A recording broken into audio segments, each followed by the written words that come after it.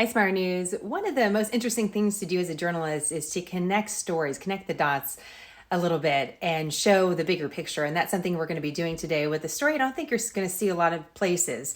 So we'll get to that in just a moment. I was sitting here getting ready for our live and I realized I'm surrounded by not one, not two, not three, but 4 coffee cups and an open bag of cashews.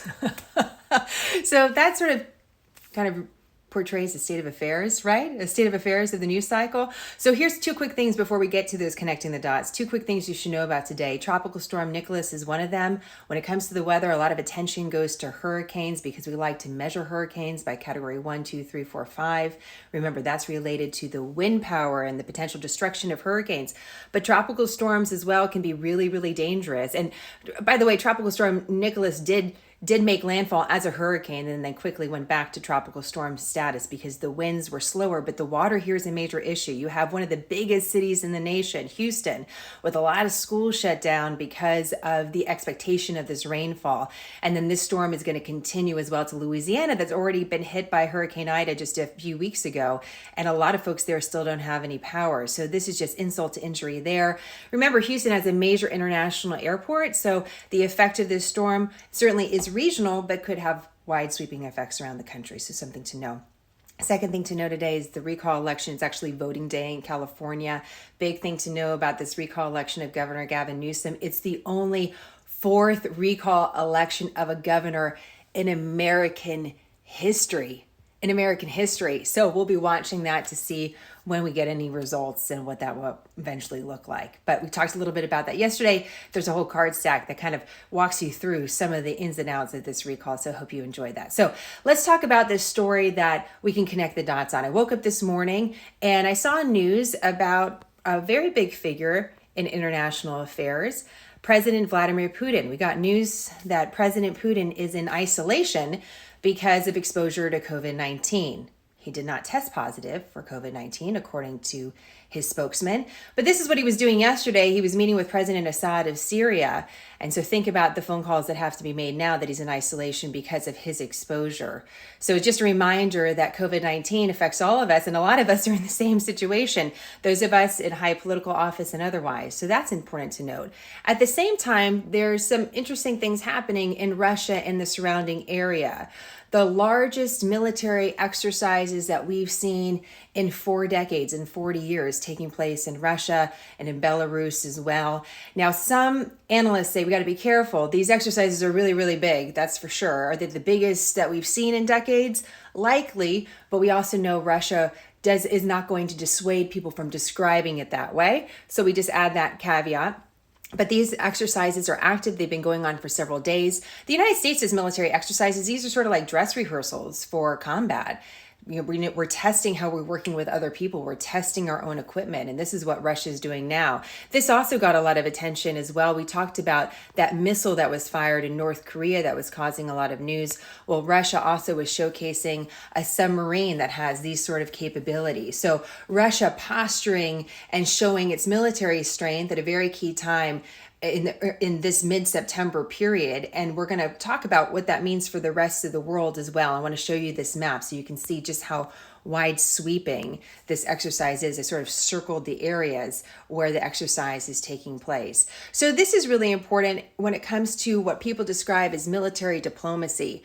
Who's actually working with Russia in these military exercises includes some familiar names, Belarus being one of them. And you can see why Europe is nervous about Russia's posturing because it's right on the doorstep of Poland, but also someone that's worked, or a country that has worked with Russia and is continuing to work with Russia, is Pakistan. Now we have diplomatic relations with Pakistan as well.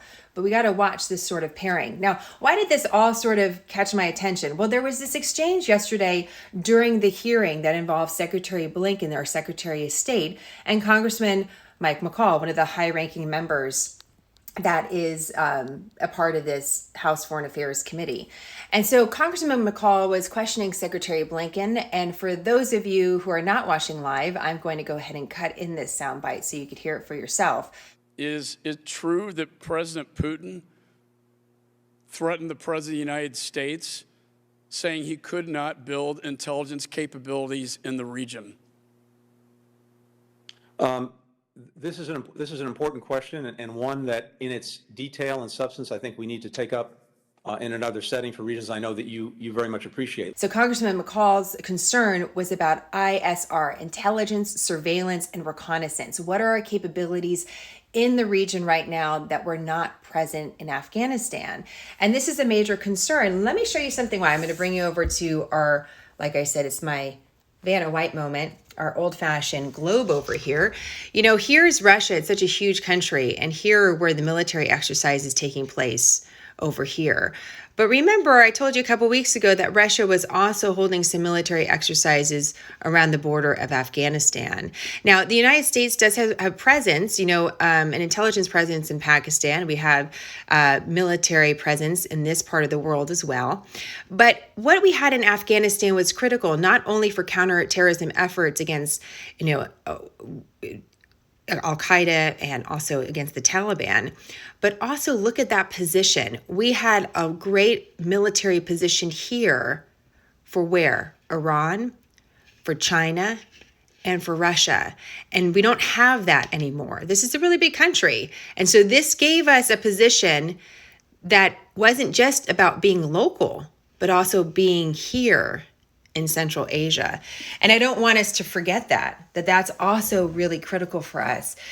And that since we left Afghanistan, we don't have that really at the doorstep of Russia or some of these other large countries. By the way, speaking of military exercises, it was very interesting. Russia and China held a military exercise together just recently.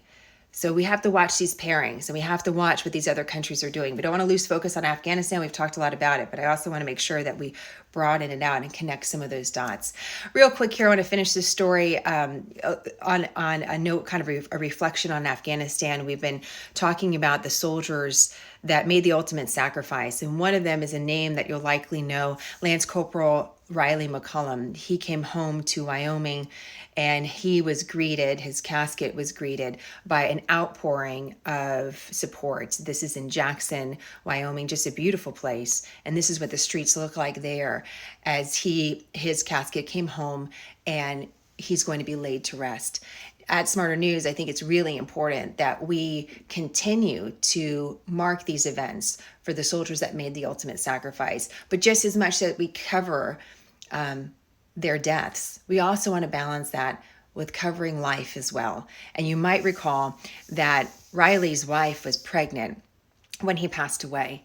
And just yesterday, Senator Barrasso and others announced the birth of his baby girl. This is Levi Riley Rose, named for her father, almost 9 pounds, just born yesterday, actually. So thinking about that mama and that family today, and honoring both her father and the celebration of new life as well. So want to make sure that we make note. I'm a big believer in energy. I think that's the San Franciscan in me. And I do believe that prayers and that energy that we can give other people really does connect us, even if we're not around them. So I just wanted to make note of that, because anyone that's become a new mother, and even those of you who haven't, you probably understand it's just an overwhelming experience, and everybody needs all the support that they can get. So thinking about that family today. All right, guys, putting up a bunch of this news content on our website. It should be already up and live. So go ahead, and if you'd like more, smarternews.com. Questions, comments, as always, let me know. I love hearing from you and appreciate all of your support. Have a great day.